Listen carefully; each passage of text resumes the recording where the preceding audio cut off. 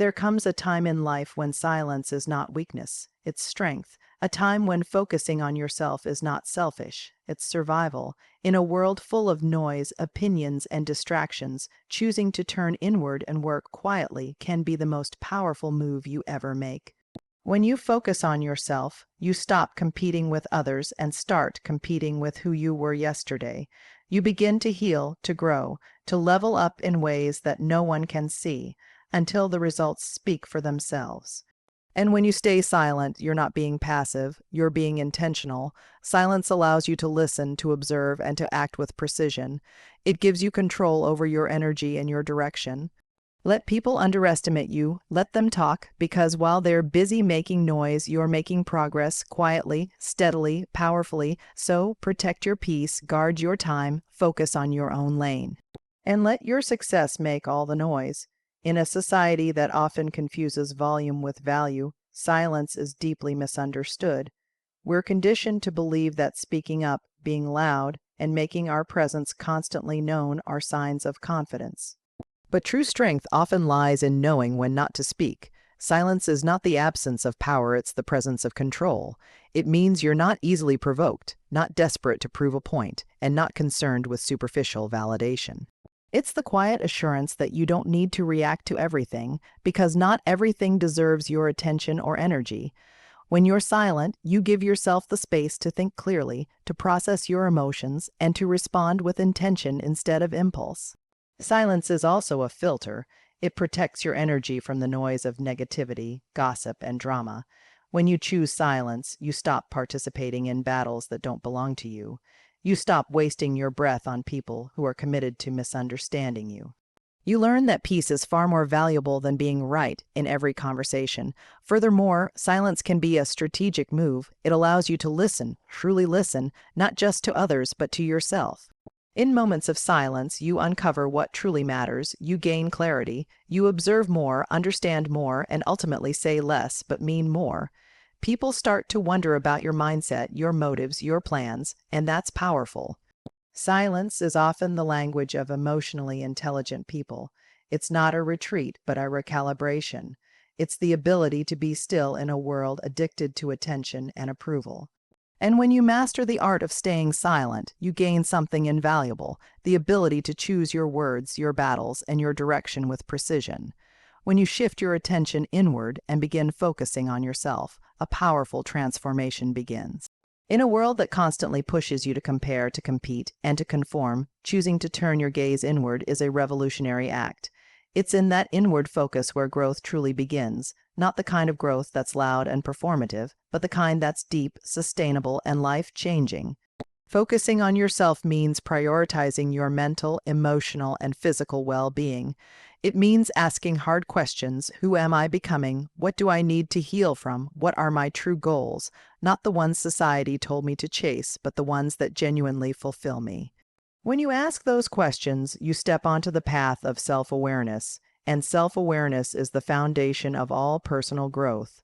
It's easy to get caught up in other people's lives, their achievements, their pace, their opinions. But the moment you decide to stop measuring your worth by external standards, you reclaim your time, your power, and your potential. Focusing on yourself is not about isolating or disconnecting from others. It's about learning to become whole within yourself so that your relationships, your decisions, and your goals come from a place of clarity and strength. Personal growth doesn't happen in chaos. It happens in stillness, in discipline, and in intentional focus. You begin to realize that some of your old habits, relationships, and ways of thinking no longer serve who you're becoming. You start replacing them with routines, environments, and mindsets that align with your values and elevate your sense of self-worth. Focusing on yourself also teaches you patience. Growth is not instant.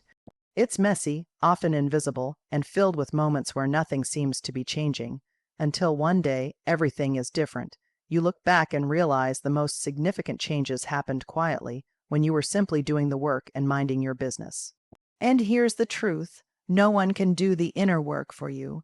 No one can teach you self-respect, discipline, or self-love. These are things you cultivate when you're no longer distracted by noise or external approval. You start choosing purpose over popularity, depth over drama, peace over performance. In today's hyper-connected world, it's easy to fall into the trap of seeking validation from others. Social media, peer pressure, and societal expectations constantly tell us that being liked, followed, or approved of is the ultimate goal. But when you begin to focus on yourself, you realize that popularity is fleeting, often shallow, and frequently built on compromises that come at the expense of your inner peace. Choosing peace over popularity means valuing your mental and emotional stability more than the attention, applause, or opinions of others. It's understanding that you don't need to be constantly seen or celebrated to be successful or worthy. In fact, some of the most powerful growth happens when you step away from the spotlight, away from the noise, and into solitude. Popularity often demands performance. It asks you to be who people want you to be rather than who you truly are. It pressures you to say the right things, to post the right content, to appear flawless, even when you're breaking inside. But peace allows you to show up authentically. It gives you permission to rest, to heal, to grow in your own time without constantly worrying about how you're being perceived. When you choose peace, you stop living reactively. You no longer feel the need to prove your worth or compete for attention. You become less concerned with being invited to every table and more intentional about building your own. You realize that being at peace with yourself is far more satisfying than being liked by everyone else, especially when that likability requires sacrificing your values, your truth, or your boundaries. Peace also gives you discernment. You begin to recognize which relationships, environments, and conversations drain you, and you learn to walk away without guilt. You protect your time and energy like the precious resources they are. You begin making decisions that feel right, not just look right. And in doing so, you start living a life that's quiet on the outside, but rich on the inside. There's a deep kind of confidence that comes from choosing peace. It doesn't shout or seek attention. It simply exists, unshaken, steady, and secure. It's the kind of confidence that allows you to sit alone in a room without feeling lonely, to stay silent in a storm without feeling powerless, and to move forward without needing applause every step of the way. We live in an age where everything is shared, from our smallest wins to our private struggles. The pressure to constantly update the world on your progress can be overwhelming, but the truth is, real growth often happens in the dark, far away from the spotlight, applause, and validation. And that's not only okay, it's powerful. Your progress doesn't need to be posted, praised, or publicized to be meaningful. You don't have to prove anything to anyone. When you keep your journey private, you protect it. You give yourself the freedom to grow without interference, without judgment, and without the noise of outside opinions that can distort your direction or make you doubt your path. There is unmatched value in the quiet phases of progress, the moments when you're learning, healing, unlearning, planning, or just simply existing without feeling the need to explain yourself. These are the moments where character is built, where discipline is tested, where resilience is formed, and no one sees it, but that doesn't make it any less real or impactful. Keeping your progress private also guards you against unnecessary pressure. The moment you make every step public, it invites expectations, comparisons, and sometimes even criticism from people who don't fully understand your journey. When you work in silence, you're free from that burden. You don't have to worry about meeting others' timelines or living up to their standards. You set your own pace. You move in alignment with your values, not their opinions. Moreover, privacy breeds power. The less people know, the less they can distract, discourage, or derail you, not out of secrecy, but out of protection. Your goals, dreams, and changes deserve that level of care, and when the time is right, the results will speak for themselves.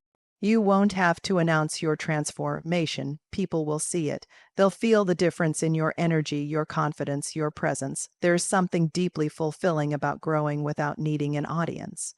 About building in silence and letting success echo. It's not about hiding, it's about honoring the sacredness of your process. Not everything needs to be seen to be valid. Some of the most beautiful things in life, like roots, grow underground before they ever break the surface. In a world that constantly encourages you to speak up, voice your opinions, and assert your presence, the power of observation is often overlooked. But those who truly understand growth know this. Listening, watching, and learning in silence can be far more valuable than always being the loudest voice in the room. When you observe, you take in more than just words. You notice body language, intentions, patterns, and underlying truths that many miss when they're too busy trying to be heard. Observation cultivates wisdom. It allows you to read the room, assess situations clearly, and make more informed choices rather than reacting out of impulse or emotion. There is a unique clarity that comes when you step back and allow yourself to simply witness your environment, your relationships, your own thoughts. Instead of rushing to respond, you begin to ask better questions. You begin to see who is genuine, who is consistent, who listens in return. You start understanding not just what people say, but who they truly are. This kind of attentiveness sharpens your awareness. It teaches emotional intelligence, how to manage your reactions, how to protect your energy, and how to handle conflict with calm instead of chaos. Observers don't just learn from their own experiences, they learn from the mistakes and successes of others. They are constantly absorbing lessons in real time, turning everyday moments into valuable insights. Observation also builds patience and humility. It reminds you that you don't always need to have the last word. That silence can be a strategic pause, a space for thoughtfulness, and a sign of maturity. When you don't rush to speak, you give yourself room to understand before being understood, a subtle but powerful form of control. More importantly, being an observer doesn't mean being passive, it means being intentional. It means conserving your energy for moments that truly matter rather than scattering your thoughts everywhere. It means you're focused not on reacting to noise but on building your inner voice so that when you do speak, it holds weight. It carries clarity, it reflects depth. In a fast, moving world, those who master the art of observation move with quiet confidence. They don't need to prove themselves constantly because they've already done the inner work of understanding themselves and their surroundings. And from that place of awareness, they navigate life with more precision, peace, and purpose. In a world overflowing with empty promises, exaggerated personas, and performative gestures, actions remain the most honest form of communication. Words are powerful, but without action behind them, they lose their meaning. When you stop trying to prove yourself through talk and begin letting your results speak for you, you unlock a deeper form of respect, both from others and from yourself. Letting your actions do the talking means choosing to show rather than say. It means putting energy into building, creating, healing, learning, and growing, not into convincing people of what you're doing or who you are.